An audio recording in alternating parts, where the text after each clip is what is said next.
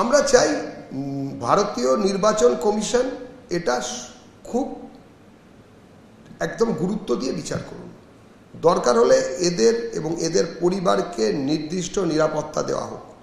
যারা হুমকি দিচ্ছে বা যাদের কাছ থেকে হুমকি আসছে, অভিযোগ যদি সত্যতায় পরিণত হয় বা প্রমাণিত হয়, তাদের বিরুদ্ধে আইনত দৃষ্টান্তমূলক সাজা দেওয়া উচিত, ব্যবস্থা নেওয়া উচিত, যাতে কিনা কোনো রাজ্যে এই ধরনের কোনো কাজ ভবিষ্যতে কোনো দলের পক্ষ থেকে, রাজনৈতিক দলের পক্ষ থেকে কেউ না করতে পারে।